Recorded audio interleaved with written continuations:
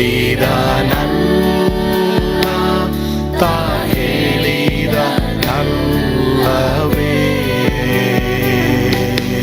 ನಾ ಕೈ ಬಿಡೇನು, ನಾ ಕೈ ಬಿಡೇನು. ಆ ಮಾತು ಹೇಳಿದನಲ್ಲ, ತಾ ಹೇಳಿದನಲ್ಲವೇ.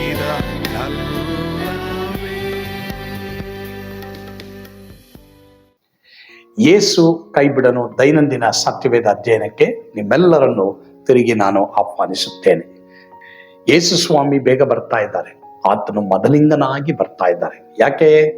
ಮೊದಲಗಿತ್ತಿಯಾದ ನಿನ್ನನ್ನ ನನ್ನನ್ನ ಕರ್ಕೊಂಡು ಹೋಗಿ ಬರ್ತಾ ಇದ್ದಾರೆ. ಯಾರ್ಯಾರು ಯೇಸುವಿಗೆ ತಮ್ಮ ಹೃದಯವನ್ನ ಕೊಟ್ಟು ಯೇಸುವಿಗಾಗಿ ಜೀವಿಸ್ತಾ ಇದ್ದಾರೋ, ಆತನ ಪ್ರಸನ್ನತೆಯಲ್ಲಿ ಜೀವಿಸ್ತಾ ಇದ್ದಾರೋ, ಅವರು ಕ್ರಿಸ್ತನ ಮೊದಲಗಿತ್ತಿ ಆಗಿರ್ತಾರೆ. ಹಾಗಾದ್ರೆ ಆ ಮೊದಲಗಿತ್ತಿಗೆ ಏನೇನು ಕ್ವಾಲಿಫಿಕೇಶನ್, ಗುಣಾತಿಶಯಗಳು ಇರಬೇಕನ್ನೋದನ್ನ ಇವತ್ತು ಸಹ ನಾವು ಕಲಿಯೋದಕ್ಕೆ ಹೋಗ್ತೇವೆ. ಕರ್ತನು ಖಂಡಿತವಾಗಿ ಈ ಮೆಸೇಜ್ ಮುಖಾಂತರ ನಿಮ್ಮನ್ನು ಆಶೀರ್ವಾದ ಮಾಡ್ತಾರೆ. ಆಮೇನ್. ಯಾವ್ದಾದ್ರು foolishness, what is not God's word, ಈ ವಾಕ್ಯಕ್ಕೆ ಅನುಗುಣವಾದದ್ದು ಇಲ್ವಾ? ನಿಮ್ಮ ಮನೇಲಿ ತಂದೆ ತಾಯಿಗಳು ಹೇಳ್ತಾರ ಬೇಗೆದ್ದೋಳಿ. ಕೆಲವರು ಅಪ್ಪ ಅಪ್ಪ ಅಪ್ಪ ಅಪ್ಪ ಮಲಗೋದವರು ಬೆಳಿಗ್ಗೆ ಎದ್ದೋಳಲ್ಲಪ್ಪ. ಎಷ್ಟೋ ಟೀನೇಜರ್ಸ್, ಯವನಸ್ಥರೇ, ನಿಮ್ಮೆಲ್ಲರೂ ನಾನು ಎಚ್ಚರಿಸ್ತಾ ಇದ್ದೀನಿ, it's not good to sleep late. ಏನೋ ಯಾವಾಗ ಒಂದ್ಸಲ ರಜಾ ಇದ್ದಾಗ ಪರವಾಗಿಲ್ಲ, ಅದು ಇಲ್ಲದೆ ಹೋದ್ರೆ ಕರೆಕ್ಟ್ ಟೈಮ್ ಮಲಗ್ರಿ, ಕರೆಕ್ಟ್ ಟೈಮ್ ಗೆದ್ದೊಳ್ರಿ. ನಿಮ್ಮ ದೇಹಕ್ಕೆ ಅದು ಒಳ್ಳೆಯದು. ರಜಾ ಇದ್ದಾಗ ಯಾವಾಗ ಮಲಗಬೇಕು. ಅದು ಈಗ ಚಳಿಗಾಲ ಬಿಡಿ, ಯಾವಾಗ ಬಂತಲ್ಲ ನವಂಬರು, ಕಂಬಳಿಗಳು ಆಲ್ರೆಡಿ ಕೃಷ್ಣರಾಜಪುರಮ್ಮು ಇಲ್ಲಿ ಇದೆಲ್ಲ ಬಂದ್ಬಿಟ್ಟಿದೆ. ಅದು ನೋಡಿದ್ರೆ ಸಾಕು ನಿದ್ದೆ ಬರುತ್ತಲ್ಲ, ಅದು ನೋಡಿದ್ರೆ ಸಾಕಾ ಬಿಡಪ್ಪ ಪರವಾಗಿಲ್ಲ. ಕೆಲವರು ಭಾನುವಾರ ತಾನೇ ಆರಾಮಾಗ ಪೊಣ್ಕೊಂಡಮ್ಮ ಅಂತ ಚರ್ಚ್ಗೆ ಬರೋದಿಲ್ಲ. ಹೋಗ್, ಎಷ್ಟು ಜನ ಬಂದಿಲ್ಲ ಗೊತ್ತಾ ಚರ್ಚ್ಗೆ? ಹೇಳ ನಾನು, ಎಷ್ಟು ಜನ ಬಂದಿಲ್ಲ ಗೊತ್ತಾ? ಎಲ್ಲಿರ್ತಾರೆ ಅವ್ರು? ಇನ್ನೂ ಮಲಗಿರ್ತಾರೆ. ಮಲ್ಕೊಂಡೇನು ನೋಡ್ತಾ ಇರ್ತಾರೆ, ಇಲ್ಲಿ ಕೊಣಬೇಡ ಅಂತ ಇರ್ತದೆ, ನೋಡ್ತಾನೆ ಇರ್ತಾರೆ. ಬಟ್ ಚರ್ಚ್ಗೆ ಬಂದಿಲ್ಲ ಅವ್ರು. ಯಾವಾಗ ಬರ್ತಾರೆ? ಬರೀ ಕರ್ತನ ಭೋಜನಕ್ಕೆ ಮಾತ್ರ ಬರೋದು. ಆ ಥರ ಇರಬಾರ್ದು ನಾವು. ಮೊದಲಿಗಿತ್ತಿ ಆಗಲ್ಲಪ್ಪ. ಬರೀ ಚರ್ಚ್ಗೆ ಬಂದಾಗ ಹೋಗ್ಬಿಟ್ರೆ ನಾನು ನೀನು ಪರಲೋಕದ ಒಳಗೆ ಹೋಗ್ತೀವಿ ಅಂತಲ್ಲ. ಯಾವ ಟು ರಿಪೆಂಟ್. ನಾನು ನೀನು ಮಾನಸಾಂತರ ಪಡ್ಲೇ, ಪ್ರತಿ ಕ್ಷಣನೂ ನಾನು ನೀನು ಮಾನಸಾಂತರ ಪಡ್ಲೇಬೇಕು. ಅವಳು ಏನು ಹೇಳ್ತಾ ಇದ್ದಾಳೆ ಗೊತ್ತಾ? ನೆಟ್ಟಗೆ ನಡೀರಪ್ಪ ಅಂತ ಎನ್ಕರೇಜ್ ಮಾಡ್ತಾಳೆ, ಸಪೋರ್ಟ್ ಮಾಡಲ್ಲ, ಎನ್ಕರೇಜ್ ಮಾಡ್ತಾಳೆ. ಸೊ ನೀನು ಮೊದಲಗಿತ್ತಿ ಅಮ್ಮ, ನಾವೆಲ್ಲರೂ ಮೊದಲಗಿತ್ತಿ ಅಲ್ವಾ? ಯಾರಿಗೆ ನೀನು ತಪ್ಪು ಬಿಡ್ರಿ ಅಂತ ಹೇಳ್ತಾ ಇದೀಯ? ನಿಮ್ಮ ಮನೆಯಲ್ಲಿರ್ಬೋದು, ನಿಮ್ಮ ಮನೆಯಲ್ಲಿರೋರ್ಗೆ ಹೇಳ್ರಿ. ಕೆಲವು ಮಕ್ಕಳಿಗೆ ಇಷ್ಟ ಇಲ್ಲ, ಹೇಳೋದು ಹೇಳ್ಬಿಡ್ರಿ ನೀವು. ಹೇಳೋದು ಹೇಳ್ಬಿಡ್ರಿ ನೀವು, ಅಷ್ಟೇ, ಮುಗೀತು. ಕೇಳ್ತಾರೋ ಬಿಡ್ತಾರೋ ಅದೆಲ್ಲ ಬೇರೆ ವಿಷಯ. ಅವ್ರು ಒಂದಲ್ಲ ಒಂದಿನ ಕೇಳಿಸ್ಕೊಂಡು ತಗ್ಗಿ ಬಗ್ಗಿ ಬರ್ತಾರೆ. But you have to tell. ಕೂತ್ಕೊಂಡು ಏನು ಹೇಳ್ಬಿಡಿ, ನೋಡಪ್ಪ ನೋಡಮ್ಮ, ಇದು ಮಾಡ್ತಾ ಇದೀಯಾ, ಈ ದೇವ್ರಿಗೆ ವಿರುದ್ಧವಾದದ್ದು, ತಪ್ಪು ಅಂತ ಹೇಳ್ಬಿಡ್ರಿ. ನೀ ಕರೆಕ್ಟ್ ಟೈಮ್ ಬರ್ತಾ ಇಲ್ಲ, ಹೋಗ್ತೀಯಾ, ಹೇಳಲ್ಲ ಮಾಡಲ್ಲ. ಮಕ್ಕಳೇ ಹೇಳ್ರಿ. ಎಲ್ಲಿ ಹೋಗ್ತೀರಾ ಹೇಳ್ರಿ. ಗಾಡಿ ತಗೊಂಡು ಎಲ್ಲ ಹೋಗ್ತೀರಾ ಹೇಳ್ರಿ. ಅಪ್ಪ ನಾನು ಕುಡಿಯಕ್ಕೆ ಹೋಗ್ತಾ ಇದ್ದೀನಿ ಅಂತ ಹೇಳ್ಬಿಟ್ಟು ಹೋಗ್ರಿ. ಅಂದ್ರೆ ಏನು ಕುಡಿಯಕ್ಕೆ? ಫಾಂಟಾ ಜ್ಯೂಸ್ ಕುಡಿಯಕ್ಕೆ. ಆಮೇಲೆ ಪಾಸ್ಟ್ ಅಂದ್ರಲ್ಲ ಕುಡಿಯಕ್ಕೆ ಹೇಳ್ಬಿಟ್ಟು ಹೋಗು ಅಂತ ಹೇಳ್ಬಿಟ್ಟು ಹೋಗ್ತಾ ಇದ್ದೀನಿ. No no no no no no. ಯಾವ ಫ್ರೆಂಡ್ ಹತ್ರ ಹೋಗ್ತಾ ಇದ್ದೀರಾ? ಯಾರು? ಯಾರ ಫ್ರೆಂಡು? ಬೈಬಲ್ ಓದ್ತಾವ್ರಾ? ಪ್ರಾರ್ಥನೆ ಮಾಡ್ತಾವ್ರಾ? ಆ ಫ್ರೆಂಡ್ ಏನು ಕೊಡ್ತಾವ್ರ ನಿನ್ಗೆ? ಯಾವ ಫ್ರೆಂಡ್ ಹತ್ರ ಏನು ಕೇಳಿಸ್ಕೊಳ್ತಾ ಇದೀಯಾ? ಅಂದ್ರೆ ನಮಗೆ ಯೇಸುಸ್ವಾಮಿ ನಮ್ಮದೇ ಇರೋರು ಫ್ರೆಂಡ್ಗಳು ಇರ್ತಾರೆ, ಇಲ್ಲ ಅಂತ ನಾನು ಹೇಳಲ್ಲ. ಆದರೆ don't spend much time. Spirit ಒಳಗಡೆ ಬರ್ತಾನೆ ಇರ್ತಾರೆ. ನನಗೆ ಎಷ್ಟು ಫ್ರೆಂಡ್ಸ್ ಇದ್ದಾರೆ ಗೊತ್ತಾ? ನನ್ನ ಜೊತೆ ಓದ್ದವರು ಇವತ್ತು ಸಬ್ ರಿಜಿಸ್ಟ್ರಾರ್ ಆಗಿದ್ದಾರೆ, ಬ್ಯಾಂಕ್ ಮ್ಯಾನೇಜರ್ ಆಗಿದ್ದಾರೆ. ಮೊನ್ನೆನೂ ಮಾತಾಡಿದೆ, ಒಬ್ಬರು ಸಬ್ ರಿಜಿಸ್ಟ್ರಾರ್ ಆಗಿದ್ದವ್ರ ಹತ್ರ ನಾನು ಮೊನ್ನೆ ಮಾತಾಡಿದೆ. ರೇಣುಕಾ ಪ್ರಸಾದ್ ಅಂತ ಅಂದ್ಬಿಟ್ಟು ಒಬ್ಬನು. ಸರಿ, ನಾನೇನೋ ವಿಷಯವಾಗ ಆತನ ಹತ್ರ ಮಾತಾಡ್ತಾ ಇದ್ದೆ. ಬಟ್ ನಂದೇನು ಯಾವಾಗಲೂ ಮಾತಾಡ್ಕೊಂಡಿರೋದಲ್ಲ, ಏನೋ ವಿಷಯಕ್ಕೆ ನಾ ಮಾತಾಡಿದೆ, ಫಿನಿಶ್. ಏನಪ್ಪ ಚೆನ್ನಾಗಿದ್ದೀರಾ ಅಷ್ಟೆ. ಅದು ಬಿಟ್ಬಿಟ್ಟು ಅವ್ರ ಹತ್ರ ಇಜ್ಜೋಡಾಗಿರೋದು. ಮಕ್ಕಳೇ, ನಿಮಗೆ ಗೊತ್ತಿಲ್ಲ, ನಿಮಗೆ ಗೊತ್ತಿಲ್ಲದೇನೆ ಸ್ಪಿರಿಟ್ ಒಳಗಡೆ ಬರ್ತಾನೆ ಇರ್ತದೆ. Be careful. ಅದನ್ನ ಬೇಗ ಡೀಲ್ ಮಾಡಲೇಬೇಕು. ನಿಂಗೆ ಇವಾಗ ಗೊತ್ತಾಗಲ್ಲ, ವಯಸ್ಸಿದೆ, ರಕ್ತ ಬಿಸಿ ಆಗಿದೆ, ಡನ ಡನ ಡನ ಡನ ಅಂತ ಇರ್ತೀವಿ ನಾವು. One day will come. ನೀನು ಮದುವೆ ಆಗಿ ನಿನಗೆ ಮಕ್ಕಳಾದ್ಮೇಲೆ ಆಗ ಅಯ್ಯೋ ನಮ್ಮ ಅಪ್ಪ ಹೇಳಿದ್ರಪ್ಪೋ, ನಮ್ಮ ಅಮ್ಮ ಹೇಳಿದ್ರಪ್ಪೋ, ಅಯ್ಯೋ అవుడు రవంచి లేటు అవుడు ఏమే ತುಂಬಾ ರವಂಚ್ ಲೇಟು ಅಂತ చెప్పನ ತುಂಬಾ ಲೇಟು ಅಂತ ಹೇಳ್ಬಾರ್ದು. ದೇವ್ರ ಕಡೆ ತಿರ್ಗಕ್ಕೆ ತುಂಬಾ ಲೇಟ್ ಏನಿಲ್ಲ. ನೀವೆಲ್ಲರೂ ಅಮ್ಮ, ನೀವೆಲ್ಲರೂ ಎಲ್ಲರೂ ಇಲ್ಲಿ ಎಲ್ಲರೂ ಗಮನ ಇಡಿ. ತಂದೆ ತಾಯಿಗಳು ನಿಮ್ಮ ಮಕ್ಕಳ ಹತ್ರ ಕುಡ್ರಿಸ್ಕೊಳ್ಳಿ, ಪ್ರೀತಿಯಿಂದ ಹೇಳಿ, ಇಲ್ಲ ನನಗಿಷ್ಟ ಇಲ್ಲ, ನನಗಾಗಲ್ಲ ಅಂತ ಬಿಟ್ಬಿಡಿ. ತಪ್ಪಿ ಹೋದ ಮಗನ ಥರ ಮಗಳ ಥರ ಅವ್ರು ಹೋಗಿ ತಿಳ್ಕೊಂಡು ತಮ್ಮ ತಪ್ಪೇನು ಅಂತ ಅವ್ರು ತಿಳ್ಕೊಂಡು ವಾಪಸ್ ಬಂದೇ ಬರ್ತಾರೆ.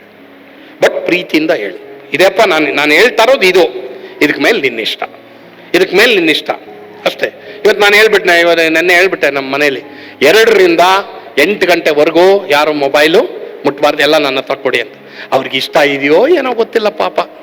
ಅಂದರು. ಏನಂದ್ರು? ಅಂದರು. ಏನಂದ್ರು? ಅಂದರು. ನೀನು ಹೆಂಗಾದ್ರು ಅನ್ನೋ ನನಗೆ ಗೊತ್ತಿಲ್ಲ, ಒಟ್ನಲ್ಲಿ ನನಗೆ ಕೊಡ್ಬೇಕಷ್ಟೇ. ತಂದೆ ತಾಯಿಗಳು ಎಷ್ಟು ಜನ ನಿಮ್ಮ ಮಕ್ಕಳಿಗೆ ಹೇಳಕ್ ಭಯ ಪಡ್ತಾ ಇದ್ದೀರಾ?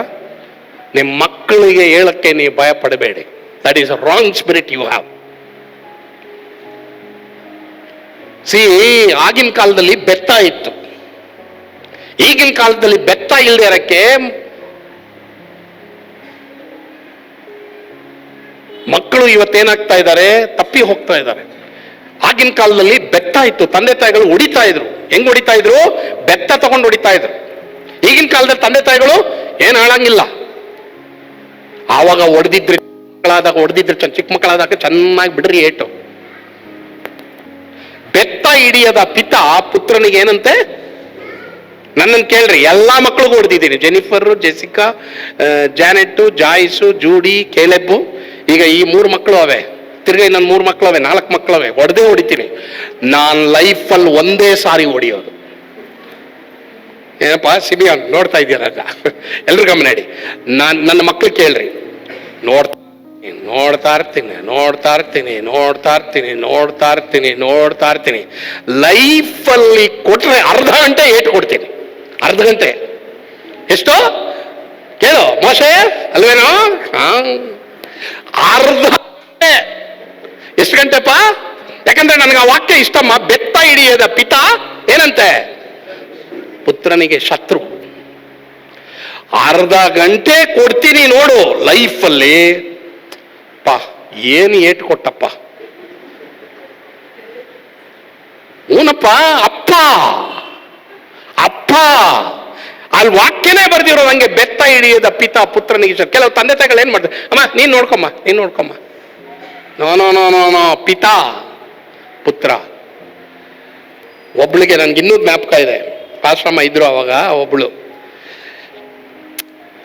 ಏನೋ ಯಾವುದೋ ವಿಷಯದಲ್ಲಿ ಹಠ ಮಾಡಿದ್ಲು. 7-8 ವರ್ಷ ಅಷ್ಟೇ, ಇನ್ನು ಹೊಡೆಯಲ್ಲ ನಾನು ಅಷ್ಟೇ. ಅಂದ್ರೆ ಬಗ್ಬಿಟ್ಲು.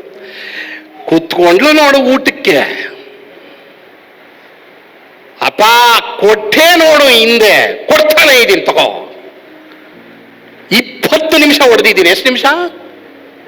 ವಾಗ್ದಾನ ನೆರವೇರಿತು.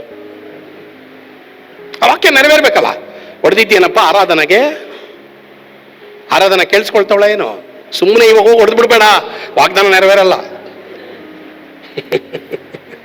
ಮಹೇಶ್ ಹೊಡೆದಿದ್ಯಾ? Very good. ಹೊಡೆದಿದ್ಯಾ ಅಂದ ಹತ್ರ ಕೆಟ್ಟದ್ದು ಮಾಡಿದ್ರೆ ಹೊಡ್ಬೇಕು. ಕಾಂತರಾಜ್ ನಿನ್ ಮಕ್ಕಳಿಗೆ ಯಾವಾಗ ಬರೇ ಬಂದಿದ್ಯಾ? ಬರೇ ತೋರ್ಸಕ್ ಕೇಳು. ಹೊಡೆದಿದ್ಯಾ ಅಂತ ಹೇಳ್ತೀಯಾ? ಬರೇ ತೋರ್ಸು. ವೆರಿ ಗುಡ್, ಒಳ್ಳೇದು. ದಿನೇಶ್, ನಿಮ್ಮಪ್ಪ ಹೊಡೆದಿದ್ದಾರಾ? ನಿಮ್ಮಮ್ಮ ಎಲ್ಲಿ ತೋರಿಸು.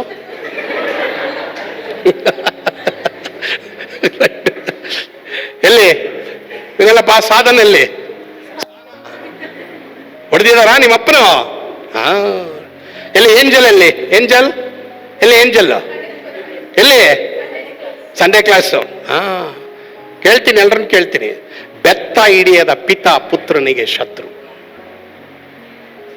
ಫಿನಿಶ್. ಅಷ್ಟೇ, ವಾಕ್ಯ ಅಷ್ಟೇನೆ.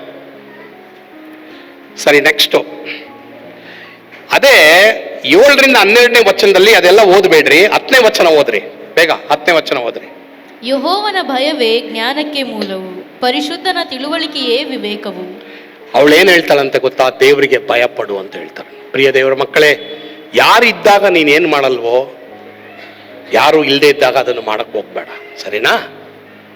ದೇವ್ರ ಭಯ. ಈ ಮೊದಲಗಿತ್ತಿ ಏನು ಮಾಡ್ತಾಳಂತೆ? ದೇವರ ಭಯದ ಬಗ್ಗೆ ಹೇಳ್ಕೊಡ್ತಾಳಂತೆ.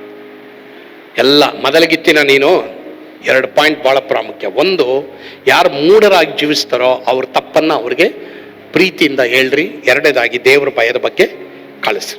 ಆದ್ರೆ ಅವಳೇ ನೋಡ್ರಿ, 13ರಿಂದ 18ನೇ ವಚನದಲ್ಲಿ ಅವಳು ಯಾರು? 13ನೇ ವಚನ ಓದಮ್ಮ. 13 ಅಜ್ಞಾನವೆಂಬ ಅಭಿಷೇಕ್ 9:13. ಅಜ್ಞಾನವೆಂಬಳಾದರೂ ಕೂಗಾಟದವಳು, ಮೂಢಳು, ಏನೂ ತಿಳಿಯ. ಅವಳೇನ್ ಮಾಡ್ತಾಳಂತೆ? 18ನೇ ವಚನದಲ್ಲಿ 18 ಓದಮ್ಮ. ಅವಳೇನ್ ಮಾಡ್ತಾವಳೆ? 18. ಆ ಮನೆಯು ಪ್ರೇತ ನಿವಾಸವೆಂದು ಅವಳ ಅತಿಥಿಗಳು ಅಗಾಧ ಪಾತಾಳದಲ್ಲಿ ಬಿದ್ದಿರುವರೆಂದು ಅವನಿಗೆ ತಿಳಿಯದು. ಎಲ್ಲರೂ ಈ ಕಡೆ ಗಮನ ಇಡ್ರಿ. ಈ ವಚನದಲ್ಲಿ ಲಾಸ್ಟು ಅಜ್ಞಾನವೆಂಬವಳು.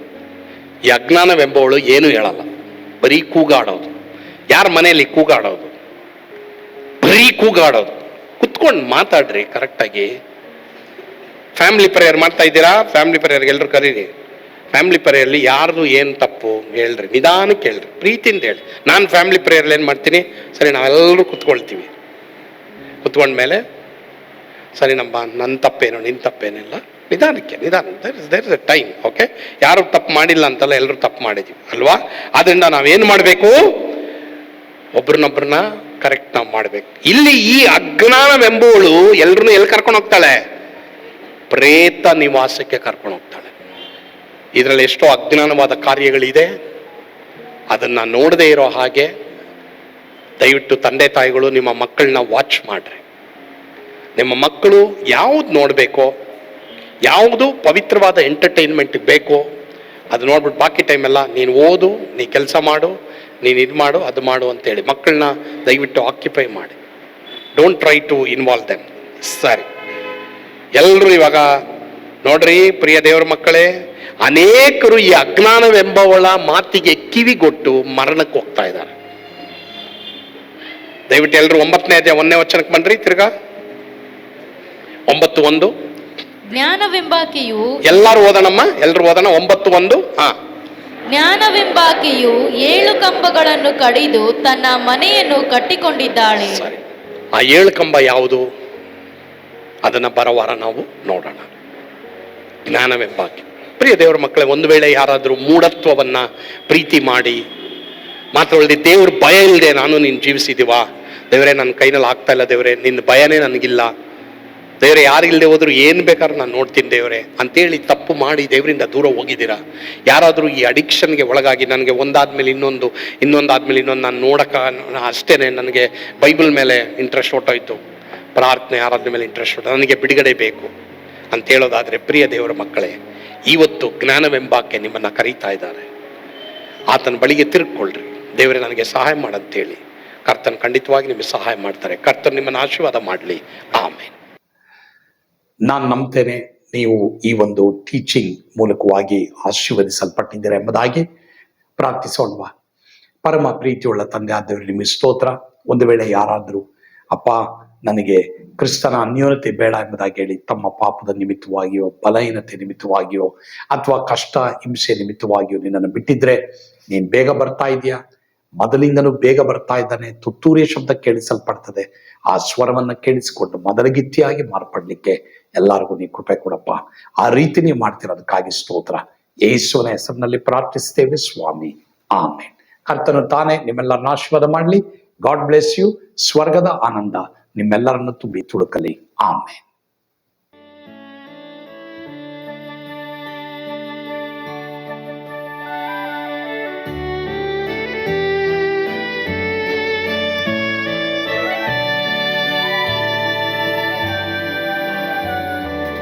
ಓ ಎಂತ ಅದ್ಭುತವಾದ ದಿನ, ನಾನೆಂದಿಗೂ ಮರೆಯೇನು. ಪಾಪಂದ ಕಾರದೊಳ್ ಅಲೆದೇನ, ರಕ್ಷಕನ ಕಂಡೇನು. ಕೋಮಲ ಕರುಣೆಯುಳ್ಳ ಯೇಸು ಎನ್ ಕೊರತೆ ನೀಗಿದ. ಕತ್ತಲೆ ಹೋಯಿತು, ಜ್ಯೋತಿಯು ಮೂಡಿತು, ನಾನೀಗ ಧನ್ಯನಾದೆ. ಸ್ವರ್ಗದ ನಂದ ಎನ್ನಾತ್ಮ ತುಂಬಿತು. ಶಿಲುಬೆನಾಥ ಎನ್ ಸ್ವಸ್ಥ ಕೈದನು, ಎನ್ ಪಾಪ ತೋಳೆದ, ಈರುಳ ದಿನಕ್ಕೆ ತಿರುಗಿದ. ಸ್ವರ್ಗದ ನಂದ ಎನ್ನಾತ್ಮ ತುಂಬಿತು.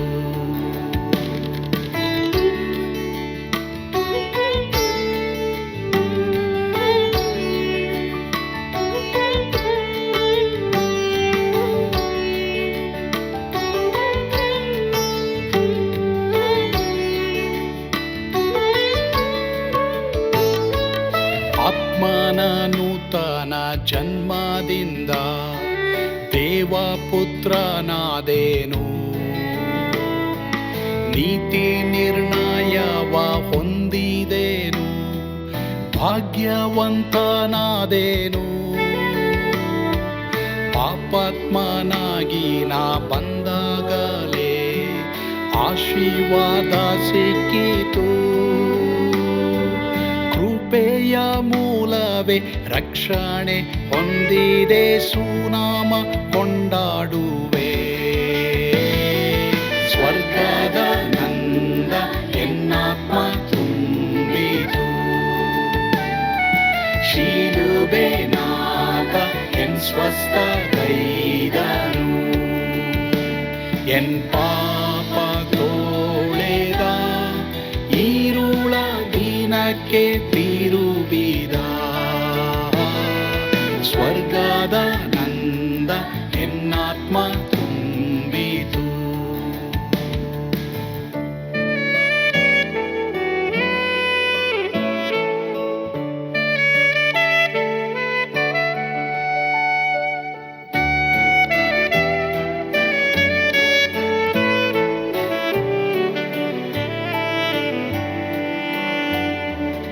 ಅನಂತ ನಿರೀಕ್ಷೆ ಏನಾಗಿದೆ, ಕಾಲವು ತೀರಲಾಗಿ. ಸ್ವರ್ಗದ ಭವ್ಯ ಬಿಡಾರದಲ್ಲಿ ನಿತ್ಯವಾಗಿ ಇರುವೆ. ಶಿಲುಬೆ ನನಗೆ ಆಶ್ರಯವೇ, ನಂಬಿಕೆಗಾಧಾರವೇ. ನಿತ್ಯ ಐಶ್ವರ್ಯವ ದಿವ್ಯಾಶೀರ್ವಾದವ ಕರ್ತ ಇವನೇ ನಗೆ. ಸ್ವರ್ಗದ ನಂದ ಎನ್ನಾತ್ಮ ತುಂಬಿತು. ಶಿಲುಬೆನಾಥ ಎನ್ ಸ್ವಸ್ಥ ಕೈದನು, ಎನ್ ಪಾಪ ತೋಳೆದ, ಈರುಳ ದಿನಕ್ಕೆ ತಿರುಗಿದ.